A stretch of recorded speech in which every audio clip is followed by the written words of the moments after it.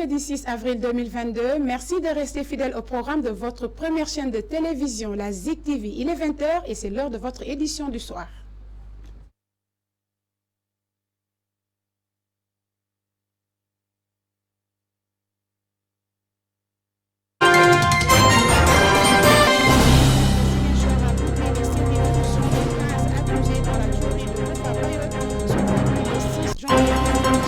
René Capin-Bassène et Omar Ampouy-Bodjan ont été largement interrogés. Dans le fond, les plaidoiries ont démarré ce mercredi et les avocats de la partie civile réclament la somme de 20 millions de francs CFA en guise de dommages et intérêts. Kaolack, l'administration territoriale organise ce jeudi une cérémonie publique d'incinération de drogue et de médicaments prohibés d'une valeur de 40 milliards 702 521 526 francs CFA. Ces quantités de drogue et médicaments saisis par les différents services des douanes de Kaolack seront incinérés sur l'axe Kaolack-Ndiafat. Assemblée nationale, le nombre de députés va passer de 165 à 172 au sortir des législatives de juillet prochain, soit une augmentation de 7 sièges. Le ministre de l'Intérieur, Antoine Diome, et les plénipotentiaires des différents camps sont arrivés à cet accord au cours des concertations tenues ces derniers jours. Situation Covid-19 de ce mercredi 6 avril 2022. 7 nouveaux patients ont été testés positifs, 5 cas communautaires, 1 cas contact, 1 cas importé, 9 patients ont été guéris, aucun cas grave, 31 cas sont sous traitement, aucun nouveau décès n'a été enregistré ce jour. La page internationale nous mènera au Burkina Faso avec l'assassinat de Thomas Sankara, l'ex-président Blaise Compaoré condamné à perpétuité pour sa participation à l'assassinat de son prédécesseur. Nous irons également au Togo et en Ukraine. Les sports mettront fin à cette édition que je vous présente avec un immense plaisir. Bienvenue à toutes et à tous.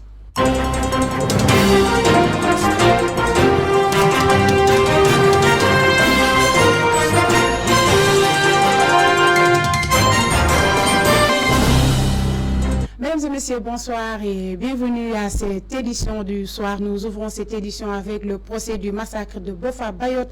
Les plaidoiries ont démarré ce mercredi au tribunal de grande instance de Ziguinchor. Les avocats de la partie civile réclament 20 millions de francs CFA par victime. Le procureur, dans son réquisitoire, a reconnu et démontré l'implication des accusés dans cette tuerie. Il a requis la perpétuité pour tous les accusés, à l'exception d'Abdoulaye Djedjou et d'Alune Badara Sane, qui doivent être condamnés à 2 ans d'emprisonnement pour détention illégale d'armes. Compte rendu d'audience signé Ibrahim Gassama. C'est le début de la fin dans le procès lié à la tuerie survenue le 6 janvier 2018 dans la forêt des Bayottes. La partie civile a donné le ton des plaidoiries par maître Ndiogu Ndiaye, l'avocat qui a d'abord appelé le nom des victimes et répondre que ces dernières ne répondront pas puisqu'elles reposent au cimetière avant de s'incliner devant leur mémoire. Ceux qui sont présents sont les rescapés et les blessés, également dans des conditions difficiles, a dit l'avocat. Mais il ajoute que ses confrères et lui-même ont travaillé sur des documents justificatifs qu'ils ont compilés et qui décrivent les conditions de la tuerie. Également une mine de renseignements sur le degré de culpabilité des uns et des autres. L'État et tout le monde voulaient un procès équitable et vu tout ce qui s'est passé, ce procès selon lui est celui de la réconciliation, d'abord entre les populations de la Casamance, puis selon l'avocat entre la justice et les populations, puisque jamais de mémoire d'avocat il n'a vu autant de ses confrères se déployer de Dakar vers les régions pour un procès. Il est revenu également sur les héritiers des principales victimes, leurs sœurs, leurs pères, leurs mères, leurs épouses, et demandé qu'une somme de 20 millions de francs CFA soit versée à chaque veuve, 20 millions pour les parents et les enfants, 20 millions pour les personnes rescapées.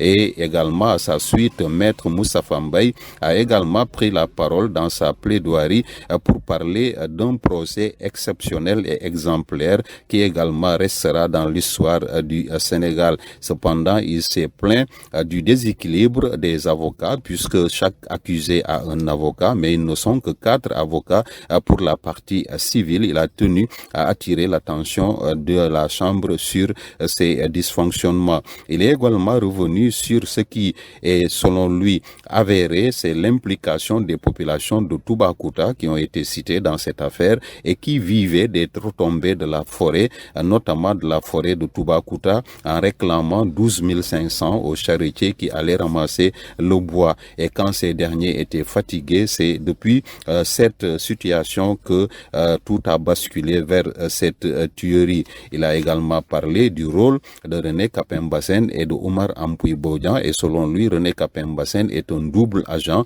qui se dit fonctionnaire de l'État mais qui également travaille pour le Macky. Oumar Ampoui Bodian, on peut lui opposer ses aveux. Il a assumé ses convictions et ses responsabilités au sein du MFDC. Également les habitants de Toubacouta qui ont racketté, selon l'avocat, les chercheurs ou ramasseurs de bois. Maître Dembassiré Bachili, toujours avocat de la partie civile, a également pris la parole. Lui, il a remercié les forces de défense et de sécurité, particulièrement la gendarmerie, pour l'excellent travail qui a été mené, ainsi que les localisations des téléphones des accusés dans cette affaire. Il a également parlé de l'ultime conviction de la Chambre pour rendre justice aux victimes. Le procureur également a fait son réquisitoire. Ismaïla Diallo a énuméré les faits qui ont été reprochés à chaque accusé, leur déclaration à l'enquête, mais également devant le juge d'instruction et à la barre. Il est également revenu sur le rôle que chacun a joué justement dans cette tuerie et s'est focalisé sur Omar Ampoui Bodian et René Capain-Bassène en revenant sur les mails de René Capain-Bassène, également tout ce qu'il envoyait comme message à César Atoute-Badiate, mais également à Ousmane Tamba, considéré comme le mentor de l'aile militaire de Atika. Il a dit également la complicité de cette affaire. 3 procureurs, 3 juges se sont succédés, mais les pseudo-commentateurs, selon lui, qui sur les plateaux de télévision et de radio commentent cette décision ou bien ces faits de justice sans en avoir des preuves. Il est revenu sur tout ce qui s'est passé avant de dire que les faits sont avérés,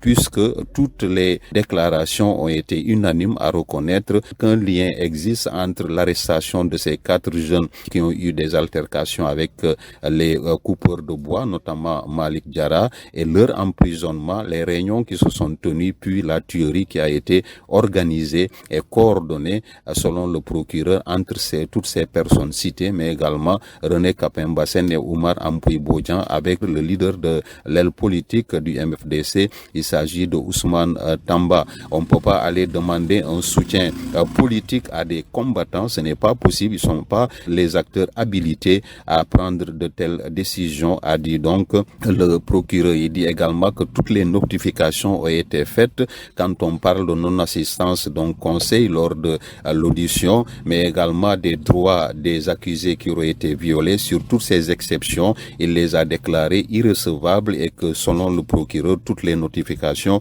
ont été bel et bien signifiées. Également, il a admiré et saluer le rôle que la gendarmerie, à travers le groupement d'intervention de la gendarmerie nationale GIGN, a donc joué dans l'arrestation de ces victimes. Et selon lui, le GIGN n'est pas un groupement de lutte contre le terrorisme, mais c'est une élite de la gendarmerie qui intervient pour donc des cas exceptionnels. À la fin de son réquisitoire, il a demandé à la Chambre de condamner à la perpétuité tous les accusés, notamment Omar Ampoui Bodian, René Capain-Bassène et tous les autres accusés qui ont été cités dans cette affaire pour détention d'armes sans autorisation. Le sieur Abdoulaye Diédhiou et Abdou Alioune Badara Sané ont été condamnés selon le procureur. Il a demandé qu'on les condamne à 2 ans de prison ferme. Donc ces derniers ont déjà fait 4 ans, mais on attend. Ibrahima Gassama, je vous le disais dans les titres, l'administration territoriale de Kaolack organise jeudi une cérémonie publique d'incinération de drogue et de médicaments prohibés d'une valeur de 40 702 521 526 francs CFA. Ces quantités de drogue et de médicaments saisis par les différents services de douane seront incinérés sur l'axe Kaolack-Ndiafat. La drogue et les médicaments prohibés sont composés de 6 696 kg de chanvre indien d'une valeur de 667 509 000 francs CFA, d'un lot de médicaments d'un coût d'1 926 522 562 000 francs CFA à Ziguinchor. Les acteurs culturels renforcés sur l'appui de leur métier ont bénéficié d'un partenariat qui leur permettra d'être accompagnés et formés par les différentes structures. Cette rencontre a vu la participation d'acteurs qui ont fait le déplacement au village artisanal de Ziguinchor pour bénéficier de ce partenariat. Voici à ce propos Falim Bodj, chef d'antenne Casamance du programme Réussir au Sénégal, que nous écoutons avec nos reporters Ibrahima Dari et René Sagna. Nous sommes venus ici participer à l'événement de clôture d'une formation qui rentre un peu dans le cadre du partenariat, du fructueux partenariat qu'il y a eu entre le programme Réussir au Sénégal de la GIZ et le groupe 30 Afrique, partenariat qui est un peu axé sur l'appui à la professionnalisation des acteurs culturels. Donc c'est avec beaucoup de plaisir que nous prenons part à la clôture d'une formation qui a occupé ces acteurs-là pendant plus d'une semaine sur une activité dont l'enjeu est à chaque fois de trouver le maillon qui manque et de donner le complément pour que les acteurs culturels se professionnalisent davantage et que l'activité économique sur laquelle ils se projettent puisse leur donner assez de revenus et leur donner un peu une alternative d'emploi et d'accès à des revenus décents et durables. Nous sommes, pour rappel, c'est un partenariat qui a démarré depuis la première phase du programme Réussir au Sénégal, parce que ce programme-là, il a été enclenché depuis 2017 et qui rentre un peu dans le cadre de la coopération bilatérale entre l'Allemagne et la République du Sénégal. Et comme c'est un programme qui soutient l'accès à l'emploi pour les jeunes et pour les migrants de retour, et un programme qui accorde un intérêt particulier à tout ce qui concerne la promotion de l'économie créative. C'est dans cette direction-là qu'on a amorcé durant la première phase un partenariat avec le groupe 30 Afrique.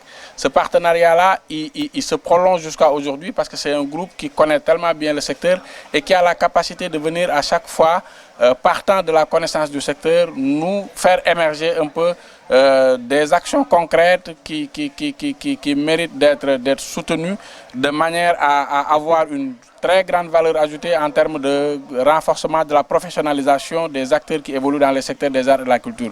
Donc si aujourd'hui on en est à poursuivre le partenariat avec le groupe 30 Afrique, ça veut dire que le partenariat il s'est montré très fructueux et cette session de formation, comme toutes celles qui l'ont précédée, est une formation qui a répondu aux besoins des acteurs pour lesquels elle a été organisée, et les témoignages qu'on vient d'entendre dans la salle attestent que la formation elle a été de haute qualité et elle correspond bien aux besoins pratiques et aux priorités stratégiques des acteurs culturels pour lesquels elle a été organisée. En plus bref, l'Assemblée nationale devrait compter 172 députés au sortir des législatives de juillet prochain, soit une augmentation de 7 sièges. Le ministre de l'Intérieur, Antoine Diome, et les plénipotentiaires des différents camps qui composent l'hémicycle sont arrivés à cet accord au cours des concertations tenues ces derniers jours. 6 départements sont concernés par ce changement en vue. Thiès et Mbour auront chacun 2 parlementaires de plus. Bounkiling et Medina Yoro Fula, un député par localité, récemment érigé en département, Keur Massar aura son siège. Par contre, Pikine, qui comptait 6 représentants à l'Assemblée nationale, va en perdre un à la faveur de la réforme annoncée. Ce changement devrait être adopté malgré quelques réticences des groupes de l'opposition et des non-alignés. Et nous reparlons de la 62e édition de la Fête nationale de l'indépendance du Sénégal, célébrée dans la plus grande sobriété à Ziguinchor. La cérémonie a été présidée par le gouverneur de la région au camp militaire du colonel Georges Boissy. Compte rendu El Malik Sané et René Sagna. ni ko région yëpp yu Sénégal defee noonu la ko Ziguinchor defee fête nationale indépendance bu Sénégal amal nañu ko tey weeru avril bu mu amee ñeenti fan édition 2022 nag amul benn bumbaay ni ko l'autorité militaire yi bëggee camp colonel Georges Boissy. Et nous nous excusons de cet élément. Donc, c'est pas le bon élément. C'est en Wolof. C'est pas le bon élément. Situation Covid-19 de ce mercredi 6 avril 2022 sur 1003 tests réalisés. 7 cas ont été déclarés positifs, soit un taux de positivité de 0,69%.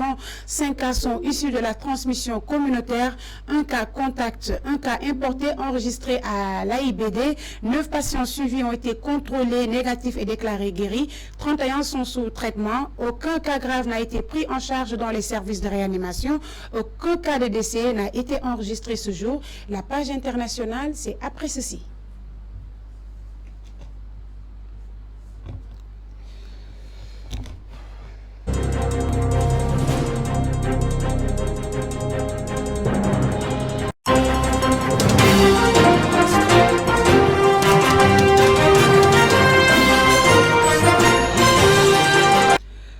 La page internationale que nous ouvrons avec le Burkina Faso, le tribunal militaire de Ouagadougou doit rendre son jugement dans l'affaire des assassins présumés de Thomas Sankara. 14 accusés comparaissent dans cette affaire, dont 2 jugés par contumace. L'ancien président Blaise Compaoré et Hyacinthe Kafondo sont chefs de la sécurité. Ils sont accusés d'avoir participé à l'assassinat de l'ancien président burkinabé, père de la révolution, tué avec 12 de ses collaborateurs le 15 octobre 1987. Cela fait 35 ans que les proches des victimes et les Burkinabés attendent cette décision de justice. Il aura fallu plusieurs années d'instruction de l'audition de plus de 110 témoins et 6 mois d'audience pour en arriver à ce jour. 35 ans après les faits, les preuves matérielles sont maigres. Pas de photos, pas de tests ADN concluants, ni d'écoute, mais quelques certificats de décès falsifiés. Blaise Compaoré, en exil depuis 2014 en Côte d'Ivoire, a été condamné ce mercredi par contumace à la prison à perpétuité pour sa participation à l'assassinat de son prédécesseur Thomas Sankara, tué avec 12 de ses compagnons lors d'un coup d'État en 1987. Le tribunal militaire de Ouagadougou a également condamné à la perpétuité le commandant de sa garde Hyacinthe Kafondo, en fuite depuis 2016, et le général Diendéré, un des chefs de l'armée lors du putsch de 1987. Grève des enseignants au Togo. Le mot d'ordre de grève lancé la semaine dernière par le syndicat des enseignants du Togo court jusqu'au 7 avril. Une grève jugée illégale par les autorités. Le gouvernement a reçu les partenaires de l'éducation pour faire le point sur la situation. Association de parents d'élèves, Coalition nationale de l'éducation pour tous, fédération de syndicats, tous étaient là, sauf le syndicat qui a lancé le mot d'ordre de grève. Le gouvernement reste ferme sur le cas de 145 enseignants relevés de leurs fonctions pour avoir pris part à la grève lancée par un syndicat dont l'existence légale n'est pas reconnue par l'État burkinabé. Ces enseignants ont été remis à la disposition de l'administration publique.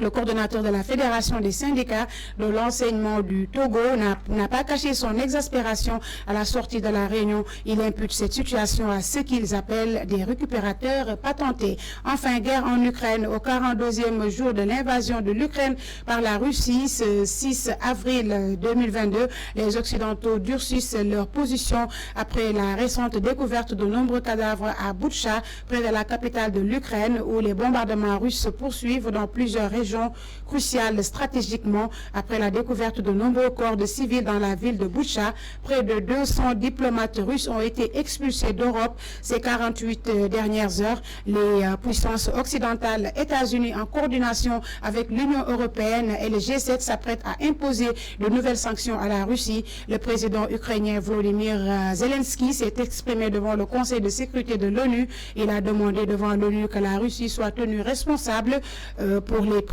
pires crimes de guerre depuis la Seconde Guerre mondiale. Selon lui, la Russie nie catégoriquement toute implication dans ces exactions et a demandé un débat au Conseil de sécurité de l'ONU pour statuer sur les provocations haineuses commises, selon elle, par l'Ukraine à Boutcha. C'est la fin de cette page internationale. Les sports, c'est après ceci.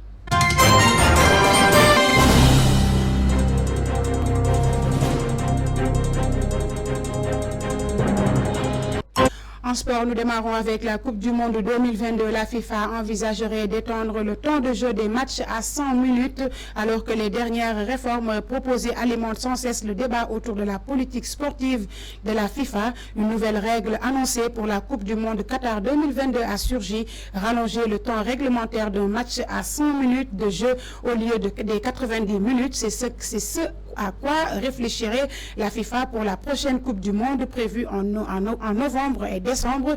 Une réforme qui ne calmera pas les critiques à l'encontre de la FIFA déjà suscitées par le projet de la tenue d'un mondial tous ces 2 ans. L'objectif est de lutter contre les pertes de temps extrêmes constatées durant certaines rencontres dont le temps de jeu n'atteint même pas 1 heure de jeu. Et nous reparlons du match Algérie-Cameroun. La Fédération algérienne de football qui a introduit il y a quelques jours auprès de la FIFA un recours à l'encontre de l'arbitrage du match barrage-retour a fait un point sur l'avancée de ce dossier. Dans un communiqué publié sur son site, la Fédération indique que cette réclamation sera soumise à la commission de discipline de la grande instance du football mondial pour examen et décision. Battu et éliminé des barrages pour la Coupe du Monde par le Cameroun lors de la manche retour disputée le 29 mars dernier, l'Algérie avait introduit un recours demandant à faire rejouer le match, recours qui sera examiné ce 21 avril. À l'approche de la Coupe du Monde 2022 qui se déroulera au Qatar du 21 novembre au 18 décembre prochain, la FIFA a dévoilé la liste des arbitres africains retenus pour officier lors de la grande messe du football mondial. Parmi les 8 Africains, le Sénégalais Maguette Ndiaye, le Gambien Bakary Gassama, le Sud-Africain Victor Gomez, l'Éthiopien Bamlak Tessema, le Zambien Jani Sikazoué, le Congolais Jean-Jacques Ndala, l'Algérien Mustapha Gorbal et le Marocain Redouane Jied. Et nous parlons de la Ligue sénégalaise de football professionnel. L'affiche phare de cette 17e journée opposera ce samedi au stade de Aline Sitoé Diatta le Casa Sport à Génération Foot. L'inspecteur Halfousseinou Gassama appelle à la mobilisation afin de revigorer l'équipe. Nous l'écoutons, il est joint au téléphone par El Malik Sané. Ce message est une initiative personnelle. En tant que Halfousseinou Gassama, inspecteur de l'éducation, accompagnant l'équipe du Casa Sport et supporter du Casa Sport.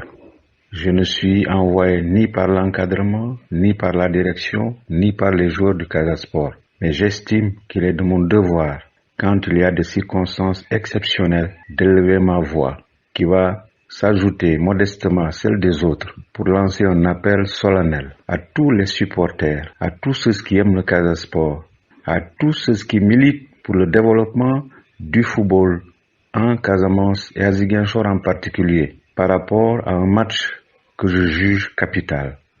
C'est le match entre Casa Sport et Génération Foot. Ceci est un appel à tous pour qu'on puisse venir nombreux au stade supporter le Casa Sport afin que nous puissions aller vers une victoire éclatante dans la sportivité, dans l'esprit des lois du sport, sans violence aucune, mais avec un engagement sportif et un accompagnement qui feront que le Casa Sport aura plus d'un 12e homme, mais des milliers d'hommes remplissant le stade Aline Sitoé Diatta, qui vont supporter leur équipe. Parce que justement, si le stade Aline Sitoé est plein de supporters, non pas qui viennent assister, mais qui viennent s'engager en chantant, en dansant, en accompagnant, cela va créer un environnement susceptible de motiver et de surmotiver les joueurs et d'aller vers une victoire qui sera un important pas vers le leadership dans ce championnat, ce qui ouvrirait la voie à l'international, en Afrique et dans le monde. Ceux qui doivent venir doivent le faire en tout engagement, sans laser, sans comportement négatif, mais avec tout ce que nous savons du modèle de supporter casamançais de Ale Casa dans son engagement d'accompagner son équipe. Je compte sur chacun d'entre vous pour que samedi, tout le monde vienne, que le stade soit rempli, que la mobilisation soit effective, que l'environnement soit favorable et que nous accompagnions notre équipe Fano vers une victoire qui la placera sur la rampe du leadership. Je vous remercie. Ce papier met fin à cette page sportive. Mesdames et messieurs, c'est aussi la fin de cette édition du soir que je vous ai présentée avec un immense plaisir. Merci à vous, merci à toute l'équipe technique qui m'a aidé pour sa réalisation. Rendez-vous demain, même heure, même fréquence. L'information, c'est aussi en continu sur nos plateformes YouTube, Facebook et sur www.zigfmtv.com. Bien le bonsoir à vous.